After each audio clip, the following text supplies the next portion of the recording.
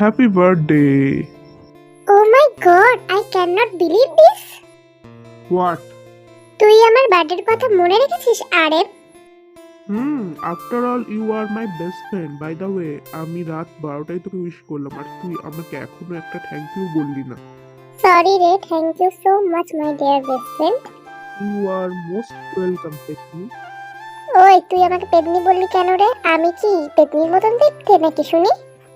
পেতনি তো তুই, আয়নায় নিজের মুখটা দেখ ভালো করে তাহলে বুঝবি। ভালো হবে না কিন্তু আরে, আমি যথেষ্ট সুন্দরী, আমি ওয়ার্ল্ড ওয়াইড সুন্দরী, মোটেও পেতনির মতন না। এই সুন্দরী না ছায়াস্ত একটা পেতনি তুই।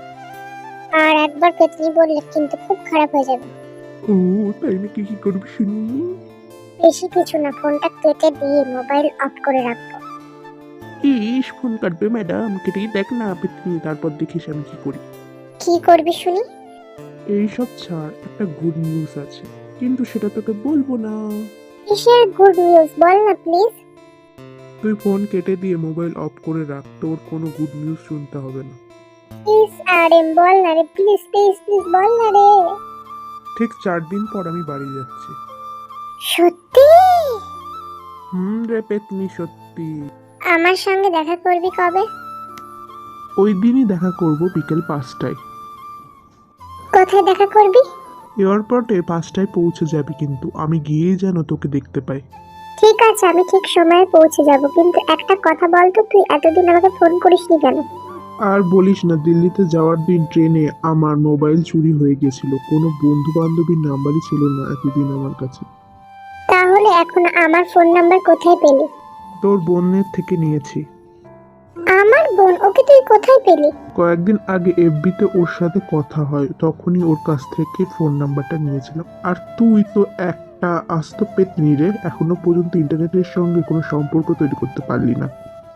দরকার নেই আমার ইন্টারনেটের সঙ্গে সম্পর্ক তৈরি করা, এটা বল আমাকে ফোন করিসনি কেন নাম্বার পাওয়ার পর? ভাবলাম তোর জন্মদিন এসে গেছে, একেবারে তোর জন্মদিনেই তোকে ফোন করে সারপ্রাইজ দিই। ও, আমি তো ভেবেছিলাম তুই আমার কথা ভুলেই গেছিস। ফানি জোক, তুই কি করে ভাবলি আমার বেস্ট ফ্রেন্ডকে আমি ভুলে যাব? সরি রে, অ্যাকচুয়ালি এতদিন হয়ে গেছে না তোর সাথে দেখা হয়েছে, না কোনো কথা হয়েছে, তাই আমি ভেবে নিয়েছিলাম তুই আমাকে হয়তো ভুলে গেছিস। ইটস ওকে রে, ইটস নর্মাল, তোর জায়গায় অন্য কেউ থাকলেও সেও এরকমই ভেবে নিত। এনিওয়ে, আজ রাখছি রে, কালকে আবার সকাল সকাল অফিস যেতে হবে। Good night. Bye, good night. ফোনটা রাখার সঙ্গে সঙ্গে জিন খুশিতে লাফিয়ে উঠলো। ও এখনো বিশ্বাস করতে পারছে না যে আরএম এতদিন পরও ওর জন্মদিনের কথা মনে রেখেছে। প্রায় 4 বছর হতে চললো আরএম কম্পিউটার ইঞ্জিনিয়ারিং এর জন্য চাকরি নিয়ে দিল্লিতে চলে গেছে। আরএম দিল্লিতে চলে যাওয়ার পর আরএম এর সঙ্গে জিনের কোনো যোগাযোগই নেই। আরএম এর আগের ফোন নাম্বারটাও যখন ফোন করতো তখন সুইচ অফ বলতো, তাই প্রায় 3 বছরের বেশি সময় আরএমকে ফোন করা বাদ দিয়ে দিয়েছে জিন। ভেবেছিল ওখানে কোনো গার্লফ্রেন্ড পেয়ে আরএম হয়তো জিনকে ভুলে গেছে, তাই আরএম এর ওপর অভিমান করে এতদিন বসেছিল। আজ আরএম ফোন করাতে জিনের মনে জমে থাকা সমস্ত অভিমান গলে জল হয়ে যায়। তাছাড়া আরএম তোকে বলেছে যে এখানে এসে ও প্রথমে ওর সাথেই দেখা করবে। আরএম আর জিন কলেজ ফ্রেন্ড, একই কলেজে পড়াশোনা করতো ওরা, আর তখন থেকেই আরএমকে ভালোবাসে জিন। কিন্তু জিনের কখনো মনের কথা বলা হয়ে ওঠেনি, তাই ও ঠিক করল এবার যখন আরাম আসছে তখন আরএমকে তার মনের কথা সে বলবেই। সকালবেলা ঘুম থেকে উঠে শপিং এ যাওয়ার প্ল্যান করলো জিন। আরএমের সঙ্গে এতদিন পর দেখা করবে, একটু সাজুগুজু না করলে কি হয়। 10টা নাগাদ বাড়ি থেকে বের হয়ে শপিং মলে গেল জিন। অনেক বেছে বেছে গোলাপি রঙের একটা সালোয়ার কামিজ কিনলো। আরএমের জন্য একটা সাদা রঙের টি শার্ট কিনলো। বাড়ি ফিরে এসে ড্রেসটা পরে একটু সাজলো। তারপর ওর বোনের রুমে গিয়ে জিমিনকে বলল, ড্রেসটা পরে আমাকে কেমন দেখাচ্ছে রে? দি ভাই, তোকে খুব সুন্দর লাগছে। সত্যি তো? রে সত্যি, কিন্তু এটা বল তুই এত সাজগোজ করেছিস কেন? বলবো না। বল না দি ভাই। আরএম ফোন করেছিল, পরশু বাড়ি ফিরে আসছে আর আমাকে এয়ারপোর্টে দেখা করতে বলেছে। আরএম না বাড়ি আসছে?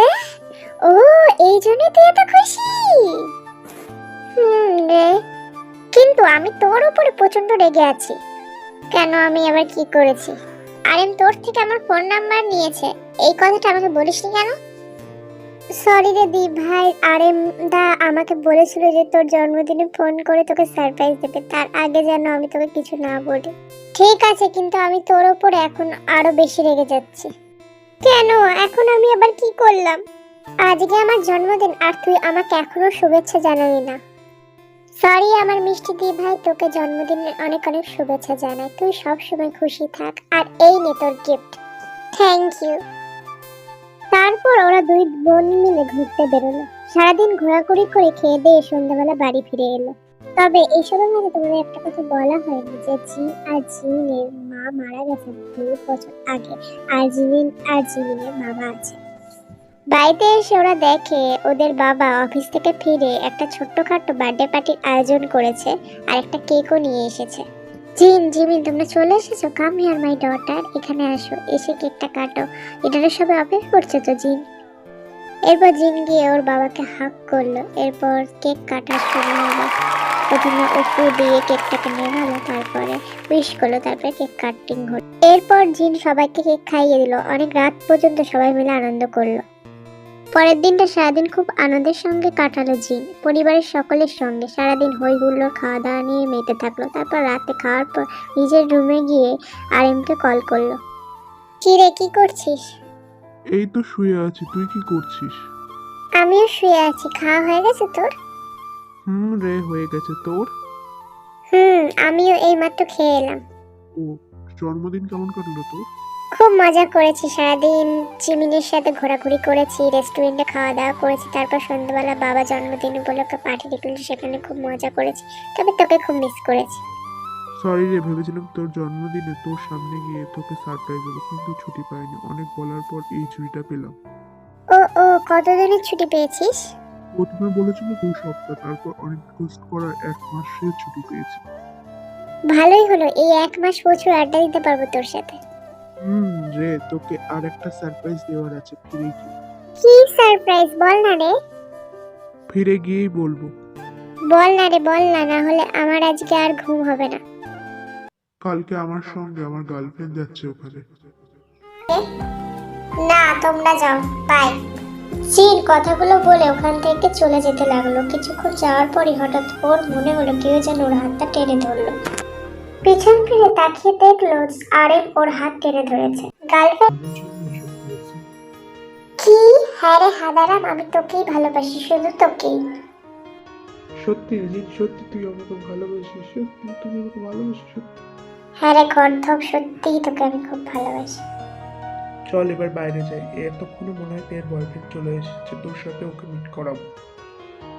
এরপর ওরা ওয়াশরুম থেকে বাইরে বেরিয়ে যায় এবং কিছু দূর যেতেই তের সামনে একটা ছেলেকে দেখতে পায় এবং অনুমান করে ওইটাই হয়তো তের boyfriend. Hello, nice to meet you. I think you are Jungkook, right? Yes, I am Jungkook, John Jungkook. Are you Mr. RM, right? তের কাছে আপনার কথা অনেক শুনেছি দাদা। আপনার জন্যই আমরা আজকে এক হতে পারছি। অনেক ধন্যবাদ দাদা আপনাকে। আপনি যদি হেল্প না করতেন তাহলে হয়তো আমরা কোনোদিনই এক হতে পারবো না। আজকে আমরা গিয়ে এখান থেকে বিয়ে করে নেবো। মানে কি আরএম, এসব কিছু তো আমার মাথার উপর দিয়ে যাচ্ছে। মানেটা আমি তোমাকে বলছি জিন্দি, আরএম দা, জাংকুক আর আমি খুব ভালো ফ্রেন্ড। আমরা একই জায়গায় দিল্লিতে জব করি। আর আমি জাংকুককে ভালোবাসি, জাংকুক আমাকে ভালোবাসি, কিন্তু আমাদের ফ্যামিলি মেম্বার এটা মেনে নেয় না, কারণ জাংকুক নর্থ বেঙ্গলি আর আমি বাঙালি নই। তো আরএমদা অনেক চেষ্টা করে চলতে আমার ফ্যামিলি রাজি হয়, কিন্তু আমাদের ফ্যামিলি কিছুতে রাজি হয় না। তো এর ফলে আমাদের আরএমদা প্রচুর হেল্প করে এবং আরএমদা একটা আইডিয়া দেয় যাতে আমরা এখানে চলে আসি এবং এখানে বিয়ে করে সেটেল হয়ে যাই।